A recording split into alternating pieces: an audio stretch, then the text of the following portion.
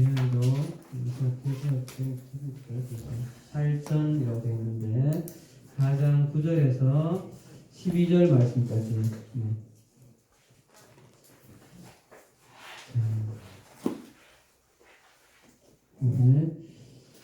앞에 화면에도 나오니까 332쪽 찾았는데 그 빨간색 부분 쪽에 332쪽 더 넘겨서 진영 이쪽 반대쪽으로 그렇지. 거기 그쪽에서 위에 332쪽 그렇지. 거기에 332쪽 9절 있습니다. 제가 읽고 10절 여러분들 읽고 형제 사랑에 관하여는 너희에게 쓸 것이 없음은 너희를 자신이 하나님의 가르치심을 받아 서로 사랑함이라. 10절 시작.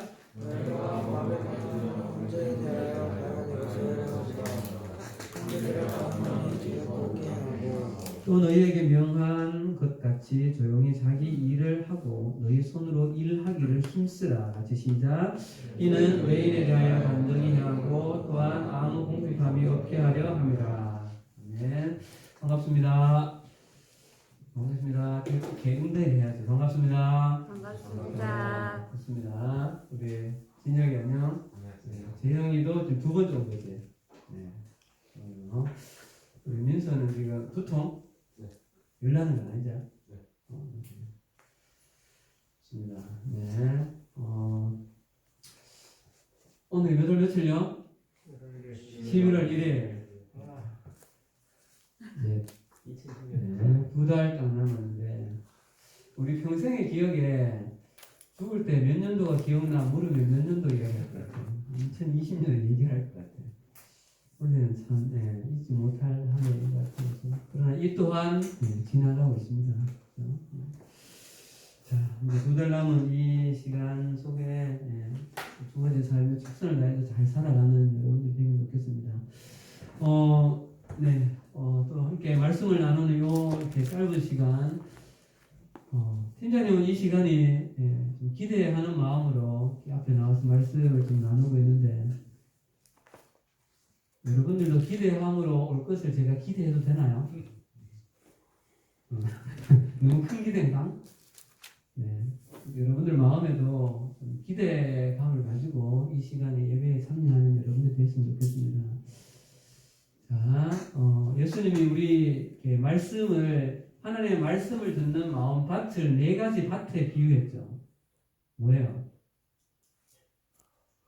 나와야지. 어떤 밭이 있어요? 네, 길가, 또 가시덤불, 또 돌자, 또 하나는 좋은 땅, 옥토.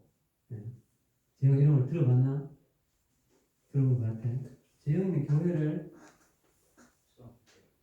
6학년까지? 둘이 거의 비슷하네. 그죠? 6학년까지 하고 잠시 좋아요. 어쨌든 근데 이 4가지 마음밭이 있는데 이 4가지 마음밭을 어떻게 만드느냐는 누구의 몫이에요? 자기의 몫이에요. 자기의 몫이에요. 이 시간 부족한 팀장님을 통하여서 그냥 하나님 말씀을 이렇게 나눌 때 우리 마음밭을 잘 관리하여서 이 말씀이 이렇게 내 것이 되어지는 것이 중요하다, 그죠? 그래서 그런 복이 여러분들 있었으면 좋겠습니다. 자, 지난주에 우리 이제 경제 파트로 조금 들어왔습니다. 말씀 속에서. 그래서 일, 또 직업, 경제 이런 부분에 대해서 그래서 회복되어야 할 일과 경제 이렇게 주제를 가지고 있었는데 성경에서는 일을 이렇게 정의합니다. 지난주 봤던 거예요. 노동이라는 것은 하나님께서 이 세상을 창조하셨을 때 인간들을 통하여서 하나님의 나라가 이 땅 가운데 펼쳐지기를, 그래서 인간과 하나님이 이렇게 교제해 가기를, 그런 통로가, 하나님의 나라가 펼쳐지는 그 통로가 인간의 일이라고 그렇게 이야기해요. 그래서 일을 열심히 하라라고 말씀하시는 거죠. 그렇죠?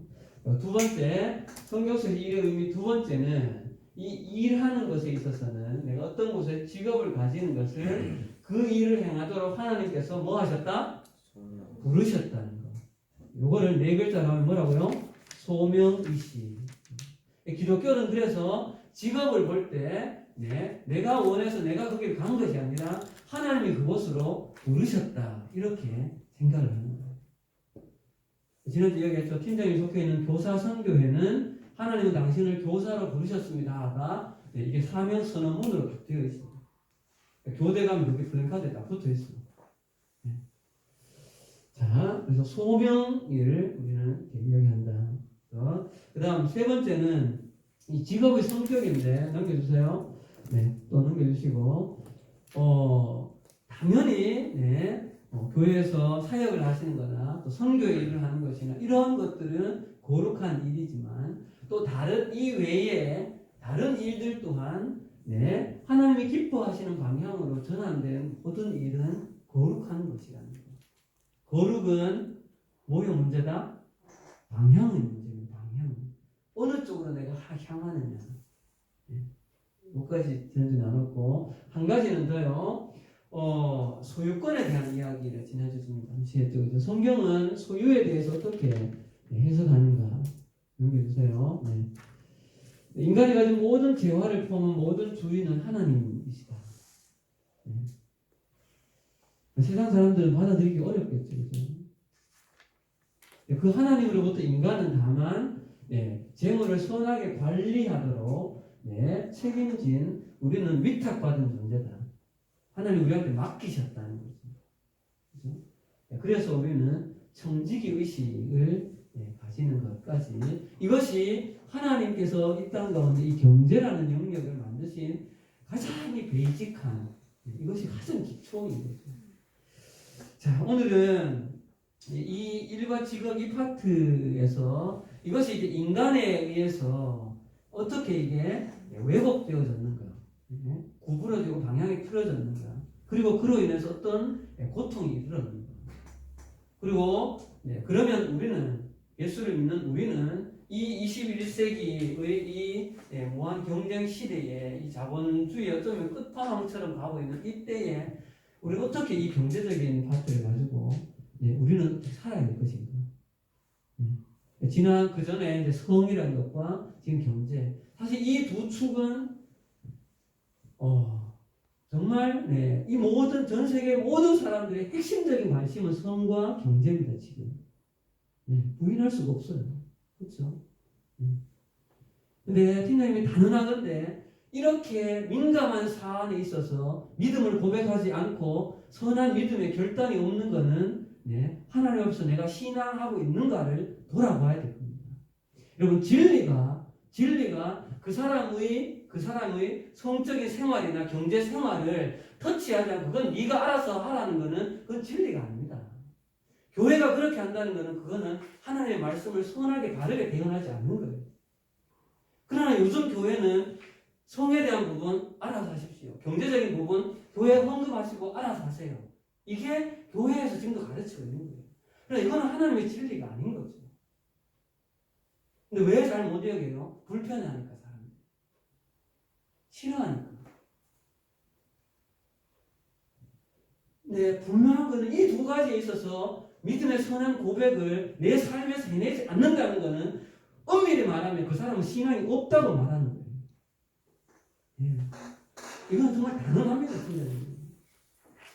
이 부분이 왜 바울이 이 데살로니가 교회에게 두 가지를 대번 처음에 드러내는가? 가장 이게 인간에게 가장 말초적으로 중요한 것이기 때문에 여기에 있어서 신앙을 고백하지 않는다는 것은 하나님 어쩌면 믿고 있는 척하지만 진실로 내 삶을 믿지 않는 거예요. 그래서 오늘까지 말씀은 너무 정말 중요한 말씀이에요. 자, 첫 번째는 아니고요. 이 일이나 직업 이 부분에 있어서 우리 왜곡된 현상의 가장 큰 부분은 이 소유권에 대한 의식입니다. 소유권에 대한 의식. 이 지구상의 이 청지기 의식이라는 것이 사라진 지는 이미 오래전이죠. 이 청지기 의식이라는 건 사라진 지가 벌써 오래전입니다. 그래서 그 죄로 왜곡된 인간이 이 지구상의 이 여러 경제 체제를 마련한 것으로 드러난 것이 소유권이 하나님이 아니라 인간에게 있다라고 해서 만들어낸 경제 체제가 자본주의와 사회주의잖아요. 결국 이 두 가지는 뭐예요? 자본의, 네, 이 땅의 모든 것의 주인은 개인 너희들이냐, 네, 사회주의는 국가가 가질 거냐, 이거의 차이지, 네, 하나님의 주인이라는 고백은 아닌 거죠. 그죠?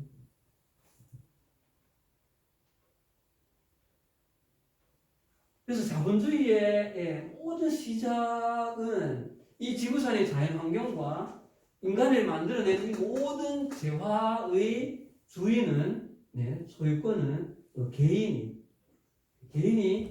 온전한 주인이다. 이렇게 해석을 하는 것이죠. 여러분, 이 생각으로 인하여서 이것이 사회의 경제 체제가 완전히 되어져 버리고, 그로 인하여서 지금 우리 사회는 굴러가고 있잖아요. 이 생각은, 이 땅을 창조하신 분이 하나님이시고, 그리고 그 하나님께서 사람들에게 위탁했다는 이 성경적인 가르침에는 정면으로 유해되는 것이죠. 그렇죠? 그걸 이따가 말씀 성경을 통하여서 여러분들과 같이 한번 좀 나눌게요.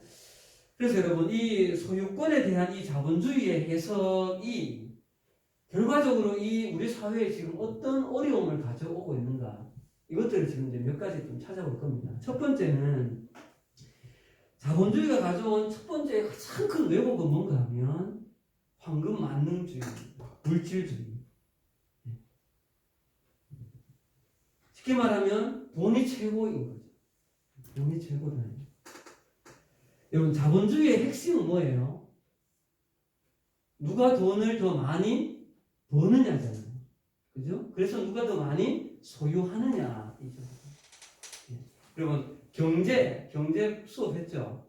경제의 최대의 이 목표는 뭐예요? 최소 투자로 최대 효과를 얻는, 최대 이윤을 얻는 게 경제의 핵심 원리잖아요. 그죠? 그러니까 이윤이 되면 그게 선인 겁니다. 그럼 이 자본주의가 근데 필연적으로 가지고 오는 한 가지 현상을, 이걸 뭐라고 부르는가 하면 아마 처음 들어보실지 모르겠어요. 맘모니즘이라고 불러요. 돈을 사랑하게 되는 거죠. 그리고 또 조금 더 나가서 사람들이 의식적으로 그렇게 하지는 않겠지만 돈을 숭배까지 하는 사상이 사람들 마음에 좌우되는 거죠. 자, 그림 하나 볼게요. 이게 맘모니즘이라고 검색하면 어떻게 나오는 그림이에요. 그림. 이게 이 자체가 이렇게. 근데 여러분, 이 황금으로 만든 이 신상을 세워놓고 사람들이 끊임없이 이 돈을 추구해가는 모습이 지금의 인간들의 모습 아닌가요? 그죠? 자, 그런데 여러분, 성경은 뭐라고 가르치는가 하면 넘겨주세요. 결국 한 사람이 두 주인을 섬기지 못한다. 한 가지를 미워하면 다른 한 가지를 사랑하고, 한 가지를 중하게 여기면 다른 한 가지는 경히 여긴다. 하나님과 재물을 겸하여 섬기지는 못한다. 이렇게 성경은 말하는 거죠. 다른 말은 뭐예요? 하나님을 섬기느냐 아니면 돈을 섬기느냐, 둘 중에 하나라는 거죠. 중간에 회색지대는 없다는 거예요.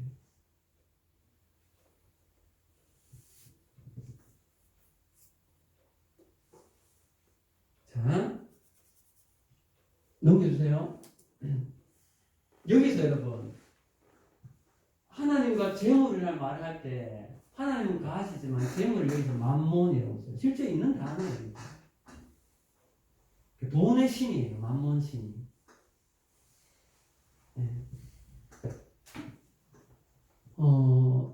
넘겨주세요. 우리 디모데후서 잘하는 말씀에 너는 이것을 알라. 말세에 세상 끝날에 고통하는 때가 이르는데, 첫 번째가 사람이 자기를 사랑하고, 두 번째가 다 같이 시작. 돈을 사랑하며. 첫 번째가 자기 사랑, 두 번째가 돈 사랑이에요. 팀장님은 성경에 이 순서가 굉장히 의미가 있다고 생각해요. 자기 사랑이 첫 번째이고, 여러분, 사실 성경에서 말하는 모든 죄의 근원을 이걸로 봐요. 자기 사랑, 자기 애. 이기인 거죠. 이기. 그리고 그것이 발현되는 것은 돈 사랑이에요. 네. 근데 성경은 여러분 돈을 사랑하는 것을 철저히 경계합니다. 성경은 돈은 관리의 대상이고 돈을 통하여서 사랑을 흘러보내는 통로이고 수단이지 돈을 사랑하면 성경은 이렇게 해요. 돈을 사랑하면 이렇게 된다고. 이거 읽읍시다 같이. 시작. 돈을 사랑함이 일만 악의 뿌리가 되나니 이것을 탐내는 자들은 미혹을 받아 믿음에서 떠나 많은 근심으로써 자기를 찔렀도다. 결국은 자기를 찌르게 됩니다.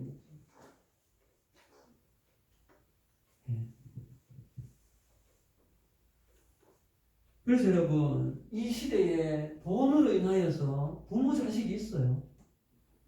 돈으로 인해서 형제 간이 있나요? 그죠?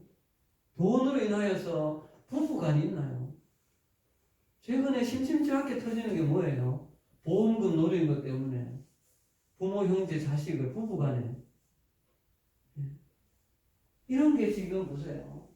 그래서 그 아내를 뭐 돈 보험금 달라고 아내를 이렇게 해서 그 돈을 누린다면 과연 그게 행복인가? 넘겨주세요.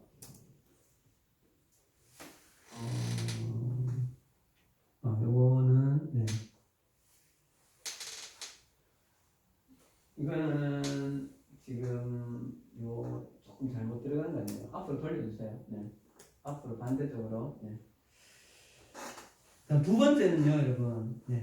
어쨌든 여러분 돈은 관리의 대상이지 사랑의 대상이 아님을 여러분 잘 기억하십시오. 네. 사람이 돈을 추구해가는 필요한 것이지만 이것을 온전한 삶의 전체의 목적으로 가다 보면 결과적으로 스스로를 찌르게 됩니다. 자, 두 번째, 자본주의로 인하여서 두 번째 낳는 현상은 돈으로 인하여서 사람의 계급이 나눠진다는 거예요. 돈으로 인하여서 인간의 존엄성이 결정이 된다는 거예요. 여러분 지금 안 그래요? 학교에 있으면요 아이들끼리 미안한 이야기지만 임대주택에 사느냐 그냥 사느냐로 사람들이 갈라져요. 솔직히 맞죠? 진짜 그래요. 이게 지금 우리의 현실인 거예요.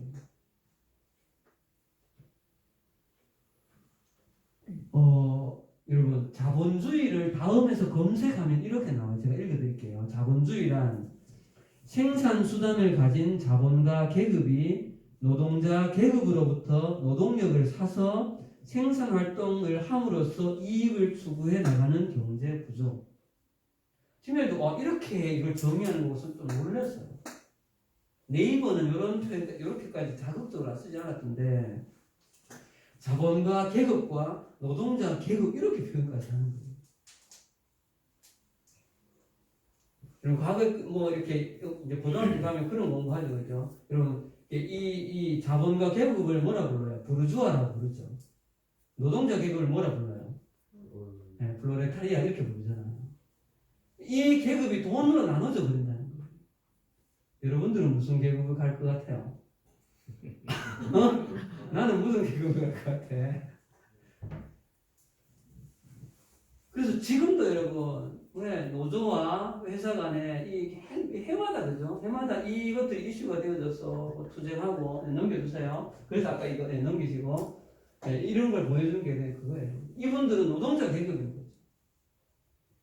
그래서 노조를 구성해서 계속 이렇게 데모해서 뭔가를 더 복지나 처우 이런 것들을 위해서 이렇게 하는 거죠. 뭐 이 자체가 잘못됐다는 것이 아니라 이런 것들이 이제 구분이 생긴다는 거죠. 여러분 최근에 이 그 직종에 계신 분들이 자꾸 이렇게 사망하시는 그런 일이 있죠. 무슨 직종이에요? 누구예요? 네, 택배 하시는 분들. 지금 벌써 몇 분이 돌아가시는지 잘 모르겠는데 이분이 보세요. 자기 아들이 돌아가신 것 같아요. 네. 근데도 택배 회사는 계약상 문제가 없다. 지금 이 시스템이. 그럼 뭐예요? 사람의 생명과 이것과 지금 비교했을 때 아직도 고쳐지지 않잖아요.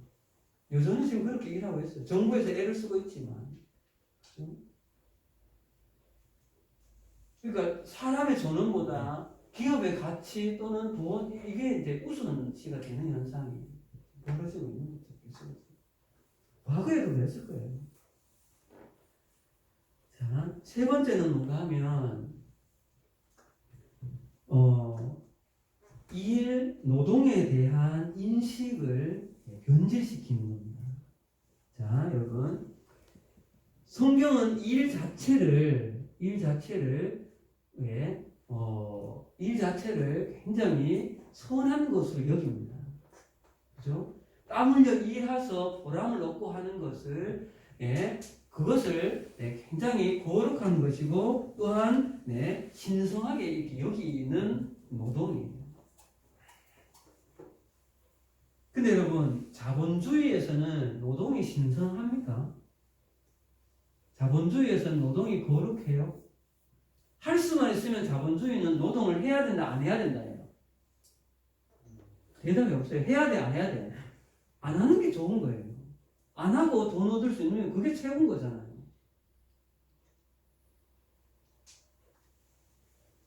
그리고 지금 우리 사회에 보세요. 우리 사회에 3D 직종은 다 지금 누가 일하고 있어요? 대부분. 우리나라 분들도 계시지만 왜 외국인 노동자가 다 그런 얘기를 그래서 경제학자들이 지금 외국인 노동자들이 일시에 다 빠져버리면 우리나라 경제는 이 가장 기초인 생산에는 이 일은 굉장히 큰 타격을 준다. 왜 3D 업종에 대해서는 다 우리가 멀리하려고 하죠. 가능하면 편한 일을 하는 것이 좋은 것이라는 생각입니다.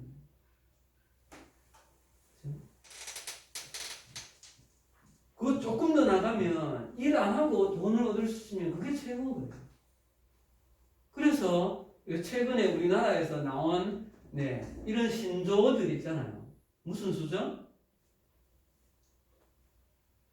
공무원 열심히 하고 무슨 수저? 금수저. 금수저 물고 태어난 아이들은 제일 복인 거죠. 그래서 가끔 여러분들 젊은 사람이 막 페라리 같은 거 타고 다니는 사람들 보면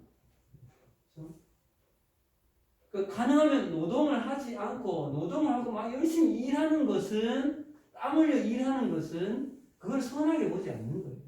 그러나 성경에서는 노동을 굉장히 가치 있는 것으로 봐요. 이 노동이라는 그 자체의 의미를 좀 변질시키는 성향이 있는 거죠.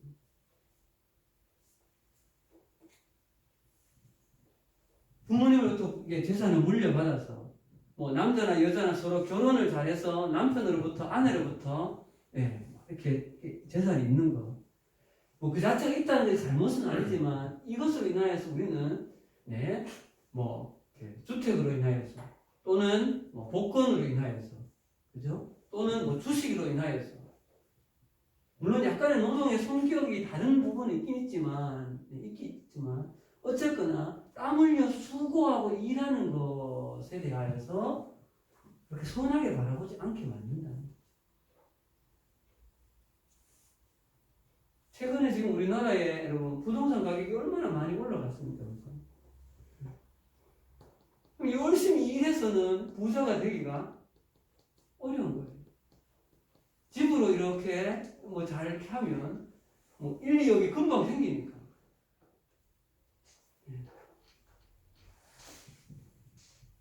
그러면 노동을 하는 사람들의 입장에서 봤을 때는 내가 이거 하는 게 무슨 의미인가 이렇게 마음이 드는 겁니다.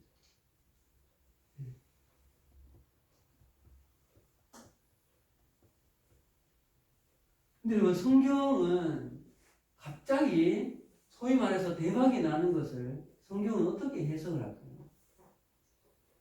그게 진짜 과연 복일까? 복이죠. 아니지만 복권에 당첨되거나 이러고 나서 삶이 더 어려운 분들 이야기가 아까 처음에 나왔던 이제 그 이야기였는데 어쨌거나 성경에서 말하는 이 노동이라는 것의 가치를 자본주의는 이 의미를 조금 왜곡한 현상이 분명히 있습니다. 그래서 독일 같은 데는 이렇게 발도르프 교육이라고 일부러 아이들에게 노동을 가르치잖아요. 노작 교육이라고. 손으로 직접 일하게 만드는 거예요.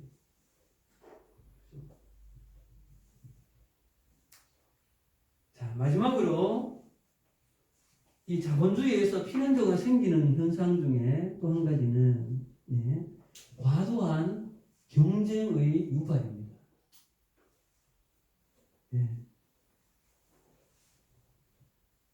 다는 아니겠지만 우리가 열심히 공부하는 목적은 그 중에 큰 부분은 뭐예요? 원하는 뭘 얻는 거예요. 내가 공부해서 왜 열심히 지금 공부하죠? 이유도 모른 채 공부하나요? 왜 열심히 공부해요? 원하는 뭘 얻기 위해서요? 원하는 직업을 얻기 위한 거잖아요.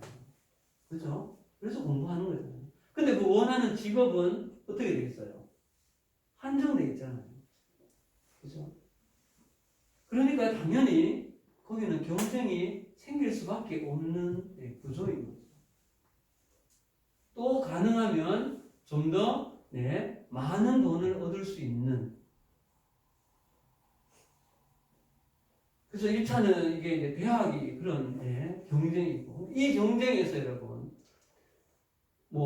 최근에 제가 읽었던 우리도 사랑할 수 있을까? 오마이뉴스의 누구죠? 작가 이름이? 오연호 작가를 쓴 책에 보면, 대한민국 청소년 중에 상위 10%고 하위 나머지 친구들은 지금 어떤 마음일까? 이런 이야기들, 강연을 많이 다니면서 아이들을 많이 보면서 그런 이야기 하는 거예요.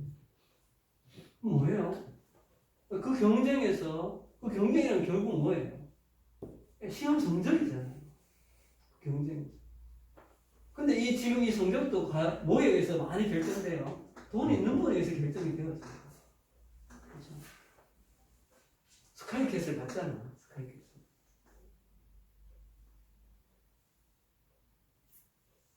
근데 이게 또 지나가면 이제 직장을 구하는 데 있어서 지금 이거 잠깐만 봅시다. 이게 전에 친절히 얘기했던 이게 언제 나왔던 광고인지 모르겠는데 있더라고요. 유튜브에.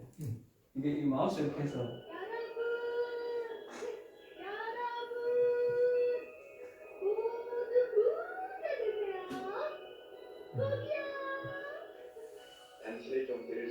우리나라에서 부자가 되려면 열심히 일해서 부자가 될 수 있겠죠?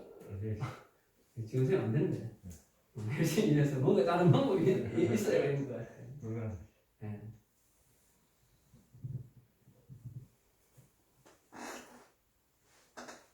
지금 고다음 넘겨주세요. 괜찮아? 지금 넘겨주세요. 특히 지금 이제 코로나로 인해서 청년 실업률 체감이 사상 최고로 지금 이게 8월달 거거든요. 계속 이 직장에서 이게 경쟁이 정말 그냥 소위 말해서 무한 경쟁으로 이렇게 계속 가는 거죠. 그래서 생겨난 현상이 최근에 2000년대 넘어오면서 두드러지게 생긴 우리나라뿐만 아니라 전 세계적으로 생긴 이 인간이 겪고 있는 고통 중에 한 가지가 정신적인 질병이 찾아오는 거예요. 우울증, 자살, 이런 것들이 찾아오는 거죠.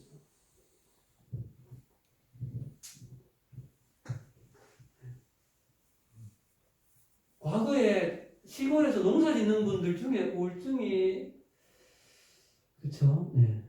그런 거예요. 또 이 신경을 써야 보니까 그래서 청년들이 대한민국을 무슨 조선? 헬조선이라고 부르는 이런 지옥 같은 조선이다. 이렇게 부르는.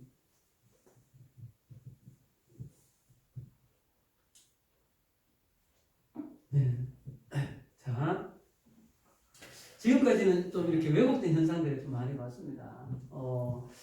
그러면 이 사회 속에서 우리 그리스도인들은 이제 어떻게 살아야 할 것인가? 여러분들의 말씀을 드릴 수 있는 거는 쉽지 않습니다. 편안할 것이다, 좋을 것이다라고 생각하시면 안 돼요. 앞으로 오늘 9시 예배 말씀에 예수님 재림에 대한 이야기, 지구의 종말에 대한 이야기 말씀을 이렇게 좀 들으면서도 여기까지 좀 생각을 하게 됐는데, 성경은 지구에 끝이 있다고, 종말이 있다고 가르치죠. 그리고 그 끝으로 갈수록 고통하는 때가 이른다라고 성경은 가르쳐요. 지금 이미 충분히 그런 가정을 갖고 있다는 걸 우리는 느끼고 있죠. 이때 그러면 예수 그리스도를 인격적으로 영접하고 하나님의 나라로 소속 옮긴 우리 거룩한 나그네인 우리들은 어떻게 살아야 될 것인가? 세부적인 이야기까지 다 들어가기는 쉽지가 않아서 이것도 역시 마찬가지로 정말 개괄적으로 배지가 이것만은 정말 잘 지켜야 된다 라고 생각하는 그 방향들을 어쩌면 나왔던 이야기들의 반복일 수 있습니다. 그것들 다시 한번 짚어보도록 합시다. 첫 번째는 아까 여러분 그 자본주의 왜곡의 가장 큰 원인이 뭐에 대한 왜곡이라고 그랬죠? 제일 처음에 기억 안 납니까? 소유권에 대한 왜곡이라고 했죠. 그래서 거룩한 나그네로서 하나님 나라의 소속을 옮긴 우리들이 이 땅을 살아가면서 가장 먼저 지켜야 할 하나님의 뜻은 소유권에 대한 분명한 믿음의 고백입니다.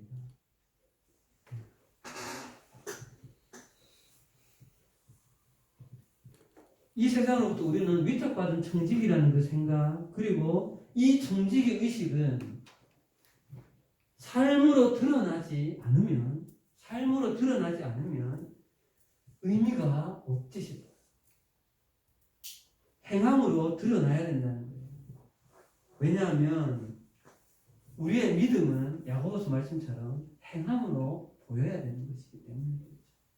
그럼 여러분, 이 소유권이 하나님한테 있습니다. 저의 모든 소유권이 하나님께 있습니다라는 고백을 뭘로 할 수 있냐는 거예요. 삶으로. 용기는 뭘로 할 것 같아요? 용서에 뭘로 할 것 같아요? 내가 나중에 열심히 일해서 월급을 받고 경제활동을 이렇게 하는데 내 모든 소유가 하나님의 것입니다. 이 지구에 사는 모든 것은 다 하나님의 것입니다. 라는 고백을 우리가 뭘로 할 수 있냐?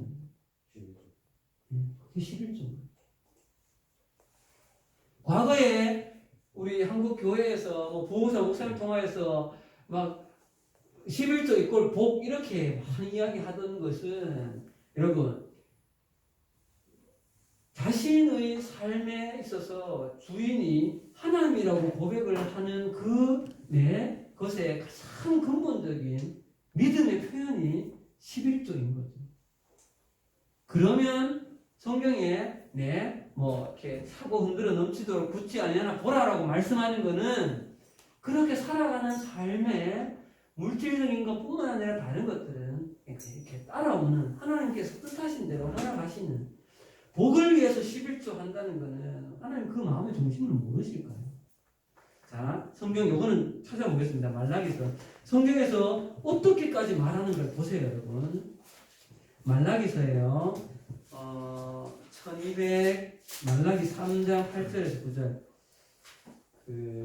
1330조.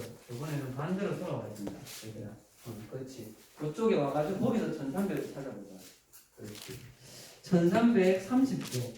말라기 3장 8절에서 10절.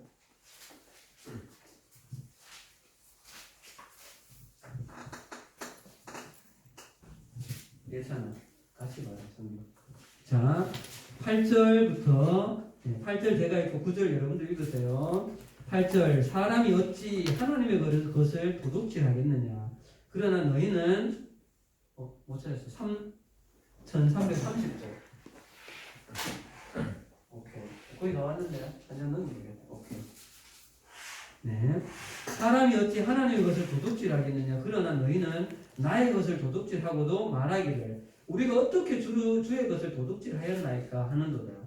이는 곧 11조와 봉헌물이다. 9절 시작.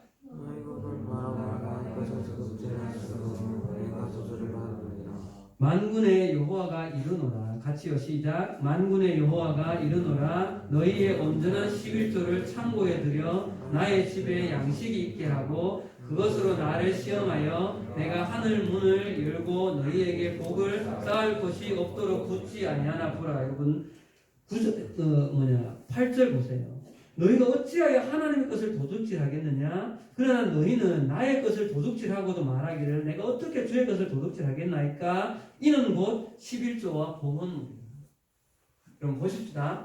지금 이 지구촌에 있는 이 자본주의라는 경제체제, 이 모든 재화와 자연이 인간의 것이라고 말하면 성경에 의하면 하나님의 것을 뭐 하는 거예요? 도둑질한 거예요.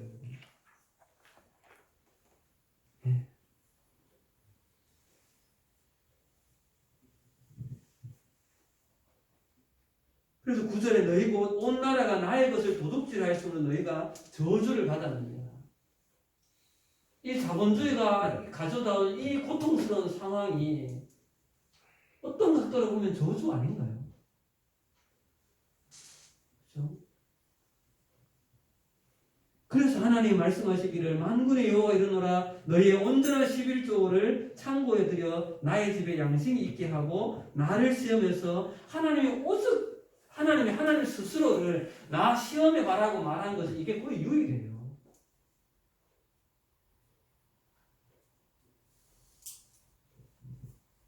여러분, 여러분들의 경제 생활에서 하나님의 것을 도둑질하지 마십시오.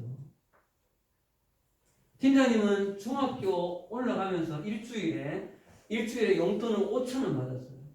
5,000원. 그래서 중2 때부터인가 집을 나가서 다른 곳에서 이렇게 생활하게 돼서. 그래서 이렇게 플라스틱 통 같은 걸 하나 준비해 놓고 일주일에 5,000원을 받으면 처음 했는 게 500원을 바꿔가지고 그때는 100원짜리 500원짜리 있었나 모르겠다. 바꿔서 넣어서 한 달 모으면 많을 때는 2,500원, 적으면 2,000원. 이걸 11조에 봉투를 넣어서 드렸어요. 그걸 안 하면 부모님 용돈을 안 줬어요. 여러분 11조는 훈련이 필요해요. 자 봅시다. 2만 원의 11조는 얼마예요? 2,000원이잖아요. 20만 원은 2만 원. 200만 원은 20만 원. 20만 원 드리는 거 정도는 괜찮아. 자 2억의 11조는 얼마예요? 2천만 원 한 번에 11조 드리는 게 쉬울까요? 아니요. 훈련되어지지 않으면 그렇게 못해요. 한 가지 예를 들게요. 팀장님 부모님이 시골에서 선생님 농사 짓는 분이셨어요. 그러면 1년 농사를 다 짓고 나면 한 번에 나라에서 정부에서 추곡 수매하는 그 때가 있어요. 그러면 이 쌀을 이렇게 정부에 파는 거예요. 그럼 정부는 그걸 사서 이제 비축에다가 이제 쓰는 거죠. 그때가 되어지면 한 번에 목돈이 딱 들어오는 거죠. 왜요? 쌀을 전체에 대량을 파니까. 그죠? 그러면 팀장님 기억에 한 1,000에서 2천만 원 가까이 예를 듣기에 이 수입이 발생하는 거예요. 자, 그러면 2천만 원이 생겼다. 얼마예요, 그러면? 200만 원이에요. 그럼 생각해 보세요. 그 시골에 예전에 200만 원 돈이 커요, 작아요? 커요. 상당히 크죠. 그 200만 원이면 할 수 있는 게 얼마나 많은데요. 근데 팀장 아버지가 저한테 하는 말이 뭔가 하면 11조를 드릴 때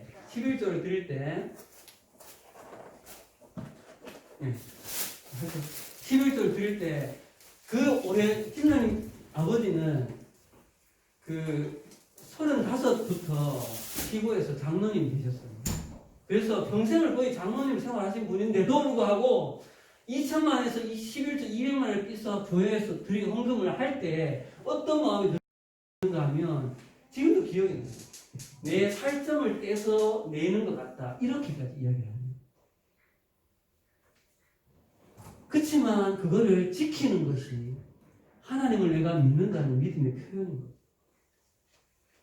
근데 이것은 훈련되어져 있지 않으면 그럼 나중에 지금부터 여러분의 삶에 용돈을 받을 때 11조 연습을 하지 않으면 나중에 여러분 돈 번다고 그때 갑자기 될까요?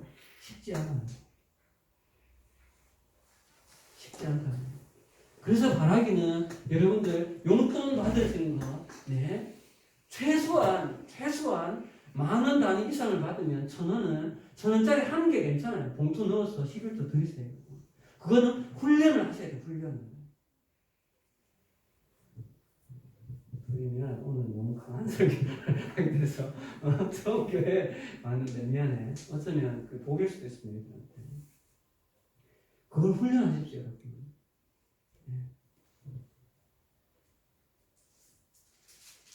오해하면 안 돼. 야, 오늘 교회 처음 가는데 교회에서 뭐 헌금 막 내라고 막 강조하더라 막 이래서 오해하면 안 된다. 알았지? 요 타이밍이 되기 때문에 하는 거지. 자, 두 번째는 일과 직업을 바라보는 관점을 바꿔야 된다는 겁니다. 네, 나를 하나님이 어떤 것으로 부르실 것인가에 대한 그 소명의식을 가지시길 바랍니다. 그래서 어디 갔어요? 네. 빌립보서 2장 13절에 있는 것처럼 너희 안에 행하시는 하나님이시니 자기의 기쁘신 뜻을 위해서 너희에게 소원을 두고 행하신다. 우리 마음에 어떤 소원함이 자꾸 생기는가? 내가 어떤 일을 자꾸 하고 싶은가? 그 방향을 생각해 봐보는 거죠. 내 속에 일어나는 그 생각이지만 하나님이 그쪽에 마음을 주시는 것이라고 해석을 하고 최선을 다해서 공부하며 준비하며 해 가셔야 됩니다. 여러분의 일은, 지금의 일은 공부가 여러분들의 일이잖아요. 세 번째는 어쩌면 이 부분이 가장 중요한 부분인데요. 거의 마쳤습니다. 직업을 가지고 수입을 버는 목적의 방향을 바꾸라는 겁니다. 자, 자기 자신의 어떤 필요를 위해서도 쓰지만 가져온 수입은 이 수입을 이용하여서 나와 함께하고 있는 사람들, 주변에 있는 사람들, 내가 몸담고 있는 공동체, 교회이든 다른 곳이든 주변에 있는 사람들에게 사랑으로 흘러보내는 것을 목적으로 여러분 수입을 생각하셔야 돼요. 그것을 위해서 돈을 벌어야 된다. 성경은 그렇게 말하고 있어요. 오늘 우리 데살로니가 이 본문에서 너희가 예루살렘 교회를 그렇게 어려운 중에서 돕고 있구나, 진짜 잘하는 거다라고 말하면서 더욱더 그렇게 행하고, 그 다음 뭐예요? 자기 손으로 일하기를 힘쓰라. 왜 이게 여기 나왔을까요? 사랑과 연결되어져서 일하기를 힘써서 나오는 그 소득의 목적이 사랑이라는 것으로 목적이 가야 된다는 거예요. 베드로전서 할 때 거룩과 사랑이라 했잖아요. 그죠? 그 한 통로가, 사랑의 통로는 내가 가지고 있는 이 재성이 누군가에게로 흘러갈 수 있도록.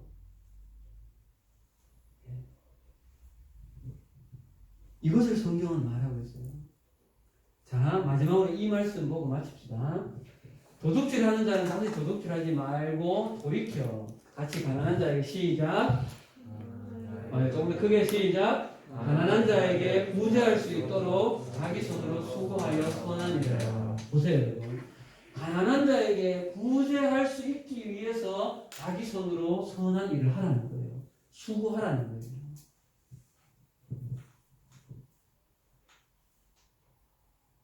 여러분, 공부해서 남 주나라는 표현이 있지만 공부해서 남 주는 게 성경적인 가르침입니다.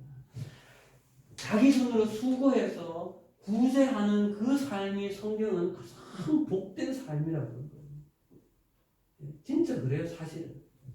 자기 자신만을 위해 쓰면 그의 행복의 깊이와 남에게 이걸 흘려보내면서의 내가 느끼는 그 행복의 깊이를 한번 생각해 보십시오. 우리가 직업을 가지고 수입을 가는 첫 번째 목적은 하나님 앞에 나의 믿음을 고백하는 것이고, 두 번째는 이웃에게 사랑으로 흘러내 보내는 그것이 우리의 수입을 창출해내는 이 말씀에 의해서 자기 손으로 수고하는 그것이 누군가를 구제하기 위하여서, 이것이 큰 맥의 한 부분임을 이 인식의 전환을 가지시는 여러분들이 되면 좋겠습니다. 이제 지난주와 이번 주 이어서 이제 경제 부분을 좀 정리를 했습니다. 어떻게 보면 조금 좀 강하게 좀 여러분들에게 말씀을 나누는 경향도 있는데, 자신의 어떤 신앙 안에서 잘 받아들이시고, 예, 정말 이 성이나 경제 이 두 부분으로 인하여서 정말 여러분들이 복을 누렸으면 좋겠어요. 예, 같이 한번 기도합시다, 여러분. 잠시 여러분 하나님 앞에 믿음의 고백으로 기도했으면 좋겠습니다. 하나님, 제가 지금 이 순간부터 용돈을 통하여서든 또 나중에 직업을 가져서 수입을 얻게 되어지면 하나님, 제가 주님 앞에 믿음의 고백을 드리겠습니다. 또한 앞으로 제 삶에서 하나님 이 경제로 인하여서 이 돈을 사랑하는 그런 삶이 아니라 정말 잘 관리하고 정말 누군가를 사랑하는 통로로 이 물질이 쓰여지면 좋겠습니다. 그렇게 믿음의 고백을 짧게 여러분 기도를 올려드리고 말씀 가겠습니다. 기도합니다.